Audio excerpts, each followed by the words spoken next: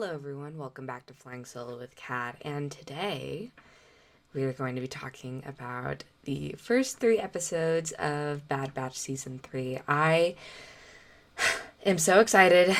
As I say, basically every time, finally a new Star Wars project, and I know it's just the first start of the year, but I was kind of going through withdrawals since Ahsoka, which even though that was in October, November.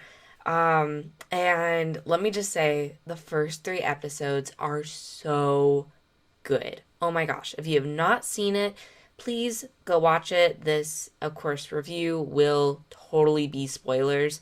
So if you haven't seen it, come back to the video after you've seen it and hear my thoughts on it.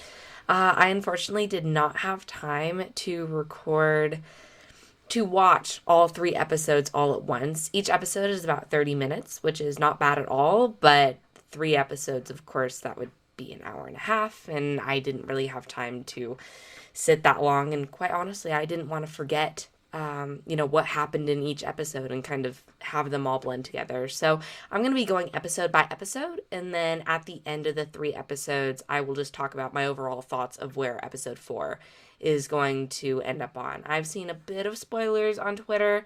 Of course, when do I not? But I'm going to talk about the first episode and, so on and so forth. Like I haven't seen anything. So this is going to be, like I said, completely spoilers. But I honestly, the first episode was so good, and the second and the third. So anyway, sit back, relax, and let's get to it. So episode 1 already starts out kind of horror movie-ish with the stormtroopers basically just dying and having their plane crash down. I think the planet that Omega and the Imperial scientists are on is actually such a cool concept. And just the entire atmosphere really makes it seem like spooky, but it's not like a desert planet or some place that you can kind of tell, like, okay, if you were to get stuck out there, you would die. Here it's kind of an unknown mystery, so I really appreciated that and just the overall feel of the planet that we're probably going to be stuck on for a couple of episodes.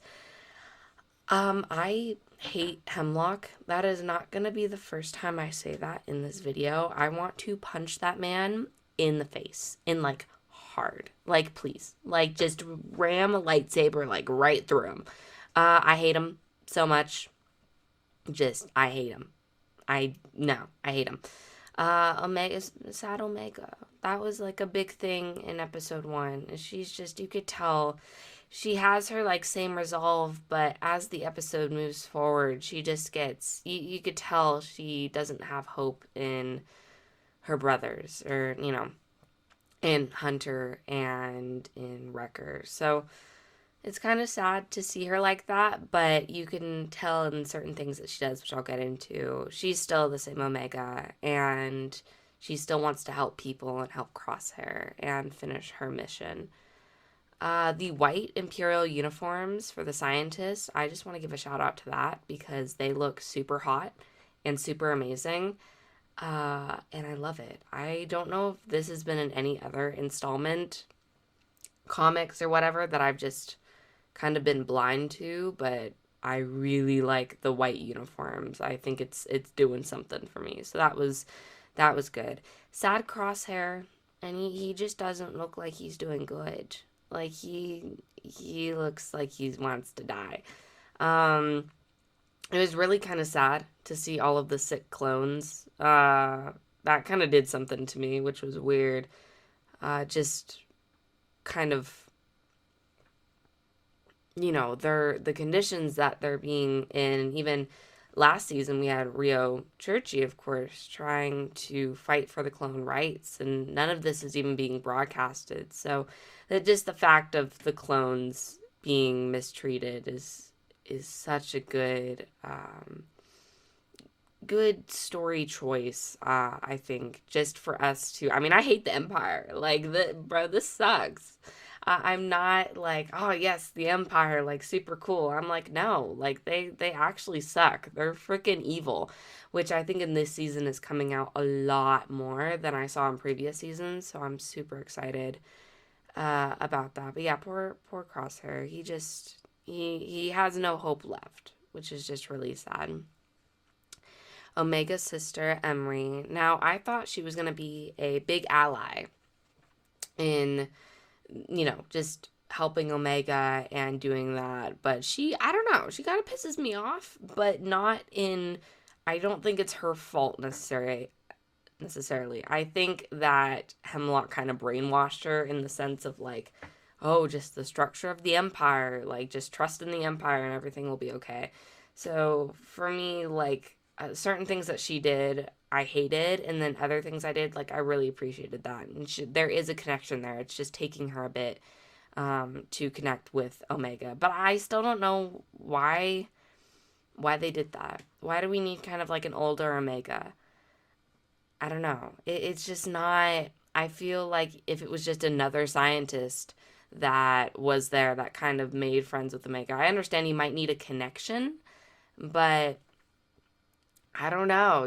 Why a female, another female clone? So I don't know. I'm not like mad about it. I just kind of want to know more about her story. Of course, this is episode 1, so we might learn about her in the next 2 episodes. But in this episode, I was still trying to understand what her motivations were and what she truly believed. Nala Se, I love Nala Se. She is trying her best. What a queen of just working under the Empire and trying to do her best, and everyone around her is just idiots. Um, she was really sweet, and the fact that the whole thing about it is like the blood, right? The blood samples, which are trying to test for a metachlorian count, which I will get into. And my theories around that. But of course, Emery is taking Omega's blood, which I kind of thought, okay, of course, they're going to want to test Omega. But Nala Se has been throwing it away and hiding it, and they keep coming up with fails, right? So does Omega have a metachlorian count? Does she have metachlorians? Is she force sensitive? I might talk about that more at the end of the video, but the fact that Nala Se protects Omega and Omega's keeping that quiet, right? And Nala Se tells her, like, don't, this is for the best and to keep you safe. And I really appreciate that. Like, I think the Kaminoans, like, have kind of been seen as kind of evil, but in a scientific way. And Nala Se is just trying to keep alive while also protecting Omega. And I appreciate that. She's honestly doing her best. I don't blame her for anything. So she's doing great. So the Lurka, which I believe is a new animal, Omega goes down and feeds these creatures, and she named the dog Batcher, which is so freaking cute. And of course she has the little Australian accent, so it's Batcha. And it just sounds like Hunter, or how she would say that, and it's just so cute, and just it made me just cry. How she treats Batcher and gives him food, and that whole connection, it's so Omega. And you can tell that even under these circumstances that she always cares for other people and cares for other creatures, and she'll always put them first before herself. And that's, I mean, for one, that's just Star Wars in general, but it's such a great thing to see a child character be so selfless and to help those that are around her. So I found that was really cute, and the creature was really cute, and I hope to see more of Batcher. I really do. I hope he comes back. When she scratches on the wall, what I really liked about this episode was the pacing. Now, granted, I didn't know when it was going to end because I was trying to get this recording in. So each time it would kind of fade to black, and then it would be at the water fountain again. I would be like, oh my gosh, it's not over yet. Yay, more content, which is good, right? But I was also like, we're continuing it. I really appreciated the time skip. I think that was kind of needed because I felt like we were in this place of like Omega's staying a child. You know, when is she gonna get out? How much time is passing between her sacrificing herself for Hunter and Wrecker, and how much scientific stuff are they doing? So when Omega was doing the crosses, for one, it actually reminded me of Rey, and I wondered if the writers kind of influenced Omega doing that from Rey. I would be really interested to find out, or if that was just kind of a good way of telling how much time has passed, besides her growing out her hair a bit.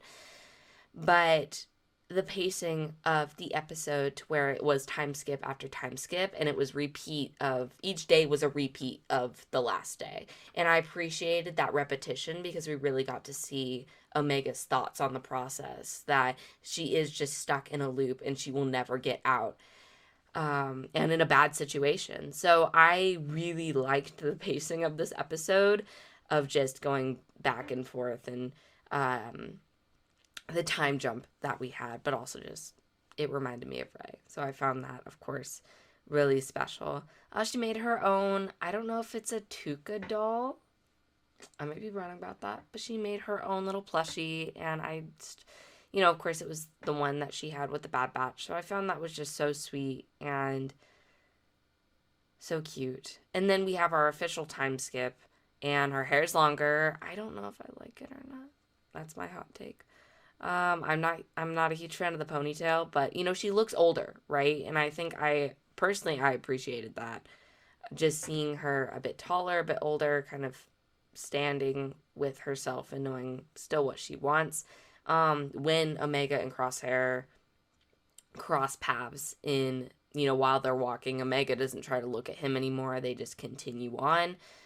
Batcher is hurt, which I was like, oh, and of course Omega helps him, so we know she's not yet brainwashed with the Empire, but she has some hope, and she still talks to Crosshair, which I think is the sweetest thing, and I think Crosshair is kind of her new mentor in a way, no matter if it's positive or negative, because of course she wants to take him back with her, but of course Crosshair says, leave me, go, have your opportunity. If I had the opportunity, I would just go and leave you. And of course, Omega calls the BS. She's like, no, you wouldn't. You would so not do that. And quite honestly, I don't know if Crosshair would or not. I would hope not. I hope he would take Omega, but we don't know where he is mentally at right now. And he's, Omega's very trusting, and he told her that is one of your faults, is that you trust too many people, that not everyone will help you just because we're brothers or sisters, right? And I think that's a lesson that Omega needs to learn very quickly. And that's why I'm kind of shooting for Emery to rat her out to Hemlock, or for Crosshair, or even Tech if he comes back. Might rat her out or hurt her in some way. So that way she used to trust him, right? There needs to be a consequence, right? And even Hemlock says at the end of this episode that there are consequences to your actions, and that you might not know what those consequences are, and they might sideline you. And I think that's a lesson. I hate saying this, but I think that's a lesson Omega needs to learn, that you can't trust everyone, and that the world's a very dark place, especially with the Empire ruling. Emery, of course, when they do the room check with the commandos, which they look amazing. Emery takes the doll, which made me cry and made me hate her.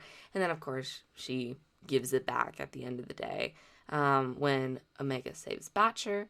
And, of course, Hemlock has his... he's such a bitch. I hate him. I actually legitimately hate him. Just I hope he gets like electrified by Palpatine, or choked by Darth Vader, or like honestly just stab a lightsaber through him. Like, I'm not asking much, okay? Like, let's just have like a whole scene dedicated. Give him the best death scene I've ever seen in my life, and I'll be happy. I will totally be happy. But this episode was good. I'm scared for where Omega and Crosshair are at mentally, but it is definitely leading into some major major things with certain things, which I can't mention until I talk about episode 2 and episode 3, because I've seen spoilers. So, very interesting. Yeah, episode 1 was really good. Now, on to episode 2.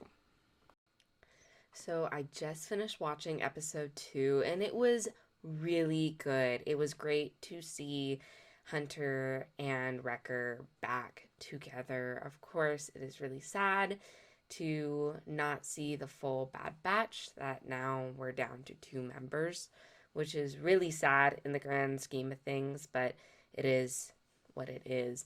What was really cool at the start of the episode is we get to meet Lady Durand, and she, with a couple of other people, seemed to be part of this crime syndicate. I just felt that was really cool and something that personally I've been really into solo lately. Something that I love seeing crime syndicates and seeing their influence with information, especially from the Empire. Wrecker and Hunter brought in actually a pike to give to her so they can give them information on where Dr. Hemlock's lab is. And that was cool, just seeing a pike and understanding that they actually crossed the pikes. And I don't know, I love those little things that kind of make the world more well-rounded in Star Wars, and those little details, honestly, I truly appreciate. Of course, they go back to the ship. You can understand like their how solemn they are and their feelings towards it. The tech glasses were a little much. Let's calm down there. I think it's too soon. That was really sad. But the main thing is the little doll that, of course, Omega and Wrecker have. And it kind of represents Omega. And just seeing those little things like around their ship was just really sad, but also so meaningful to them to know that they're still searching for her. Having Hunter and Wrecker together, honestly, in this episode, I really enjoyed them because Wrecker, I was really surprised that he was not making witty jokes. And I was so happy that he wasn't, because this isn't a time, I think, quite honestly, how his emotions even are when talking about Omega and doing all of this stuff. He doesn't seem to have truly the same spark that he had, and in season 1 and the beginning of season 2. And I appreciate the writers for doing that, because it wouldn't quite honestly, it wouldn't sit well with me if he was being comedic. So, but they're not overly depressed to where it's kind of just like makes you really sad. They have their mission, and now they just need to get back to Omega. And Hunter, of course, is still a dad. He's so determined to get Omega back, and doesn't really want to rely on anyone else, which is good and bad. Of course, we get to see them go down on a planet. I thought it was the one where Dr. Hemlock actually was, but it was his first base that was there, which I thought was kind of cool. I guess the guy just likes jungle planets. That's just something that he enjoys. And the main thing were the slither vines that were actually created by the Empire. And can I just like go on a little small thing here? Because the fact that the Empire was like doing experiments that were like super, super creepy, and like I feel like that doesn't get brought up enough, and we're only starting to hear about that because of Project Necromancer. Well, okay, granted, we don't know what that is yet. But the creation of Snoke, and especially in the Mando verse, where you have Moff Gideon trying to create clones and all of this stuff with the blood. I mean, it's quite daunting of just what the Empire was capable of at the start. I mean, think of like, this isn't even like the Empire's prime. This is like very, very early Empire. Like, I think it's not even, I think it's like a couple years after the official Clone Wars ended. Years is even being generous. I think it's only like a year or something that spans the time. So this is like the first couple years of the Empire in its 30-year reign. So you can only imagine what they were capable of and what they actually did. And people are so shocked of, oh, well, I can't believe they came back or whatever. I'm like, we don't even know half of like what the Empire did, and so did not everyone else. So it's a bit shocking. Of course, seeing that on screen to where we had in the originals, the Empire were just, oh no, they're just all military and whatever. But no, they actually were really dark. And I love how it's going into the deeper parts of the Empire. I think Andor was just placed. I'm going to bring up Andor again. I think Andor was just placed at the perfect time in the Star Wars universe because it was a great way to open people up to the idea of an evil empire. And yes, the Empire is evil. They are super bad. But of course, when we see them in Rebels, when we even saw them in OT, personally for me, they weren't necessarily that scary. I understand that they were the bad guys and that they were, a totalitarianism fascist government, but it didn't really, I wasn't like, oh, that's like really creepy and really dark with this, with Andor especially, but with also the Bad Batch, we are seeing what the Empire is capable of. We are seeing that in actions, in words, in what they are doing. And I honestly love it. I love seeing the Empire being evil, and I love when it makes me uncomfortable because then that's the whole point. That's what the story needs to be. Is it needs to make you uncomfortable because you're not supposed to like the Empire. So I'm hoping to get that more with the First Order, but I loved that, especially in this episode. It just really creeped me out. I was like, oh my gosh, what else did the Empire do? What other experiments did they do? And we can have, I know in some comics they go into it in really, really dark detail. But for me personally, I would love if there's like a dark series just focused on, or even a comic series that are focused on the experiments of the Empire and just really, really wacky types. I'm thinking like Guardians of the Galaxy Volume 3, like type of like animal hybrid type stuff, which is creeps me out personally, and I hate it, but I think I would love that for the Empire and just to see the weird and horror side of it, which I saw in this episode and just I really loved. So thought that was really cool. Of course, Gonki makes an appearance and saves the day again. We love him so much. We get to meet the cadets, which were actually really cool and put Hunter back in the dad mode of trying to protect them. And I liked how the cadets were the only ones to escape, which was very much like how, Wrecker and Hunter and the rest of the Bad Batch kind of felt after escaping Camino. And just seeing them kind of interact with the Bad Batch and save them in the end was really cool. I was so nervous that they were going to take the ship and I was going to panic. And I'm like, oh my God, please, please, they've been through so much. But thankfully they were good and they saved them. And I thought was so special is that Hunter recommended the island where Fee is on. So that also, I hope we get to see Fee soon because I love my girl. But I thought that was so sweet that the island has kind of become a safe haven for clones. Or that's kind of how I'm visualizing it. So I thought that was really cool. But overall, this episode was so good. I love the horror aspect. I will say that 1,000 times.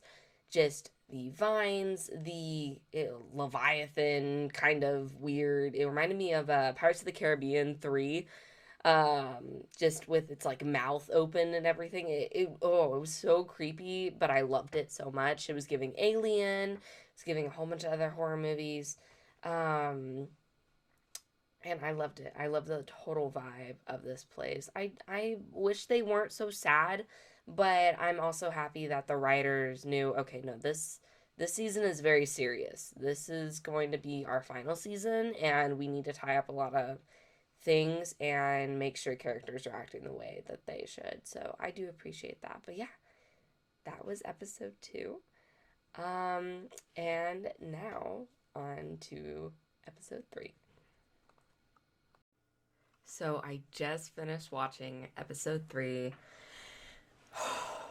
Wow. I mean, that was a very good, I don't want to say ending because I'm so happy that we have more episodes to go, but the fact these first 3 episodes have been so good and has made me just so hyped for the Bad Batch and like what comes next with Star Wars. Lama Su is just the best. She is trying to keep herself alive while also saving Omega and trying not to help Palpatine. Like, someone get that girl out of there because she is doing God's work, and I just pray that she stays alive till the end of the season because she really has helped Omega so much.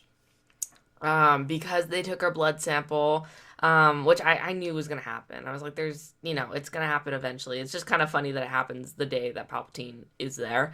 But it's only after the fact that they find out. It's like, ugh.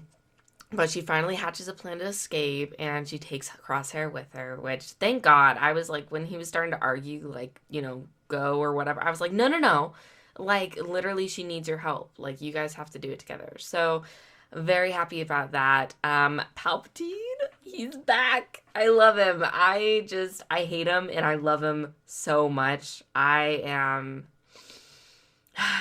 yeah, just seeing him there talking with Hemlock, it made me so uneasy, and I was so terrified for Omega and Crosshair, and even Lama Su, because I didn't know what he was gonna do. And I think his presence was so powerful in that third episode. A couple people were saying that it wasn't needed, or that, man, they're just shoving Palpatine wherever they can fit him. No, this is legitimately how his story continues. And a lot of people were like, well, you can't think that Palpatine just sat in Coruscant on the throne for 30 years while ruling the Empire. Like, he did stuff. Even though he was old and decrepit, he did a lot of the stuff, and he authorized a lot of the stuff that the Empire was doing that we still don't know much about.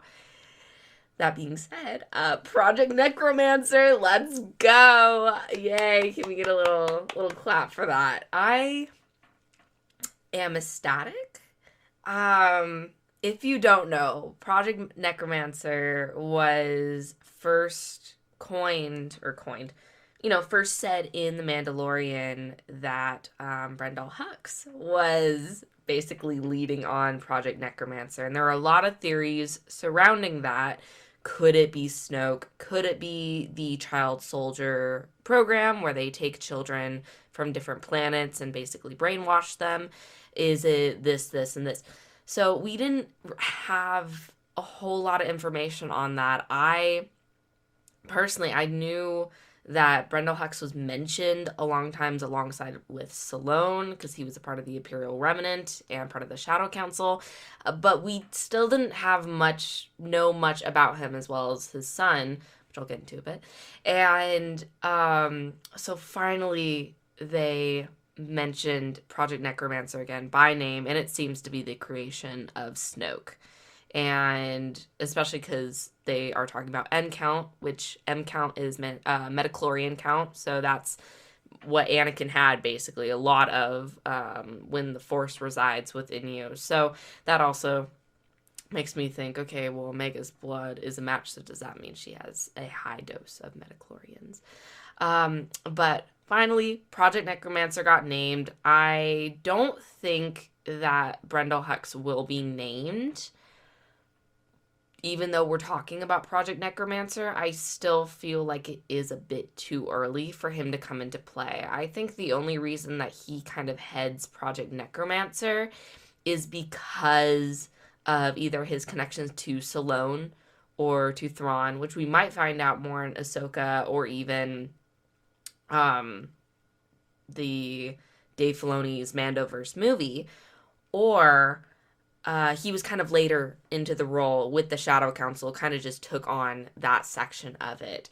My question, of course, considering my boy, did he know what Project Necromancer is? Did young Hux, I guess, know that Snoke was created through the process of cloning?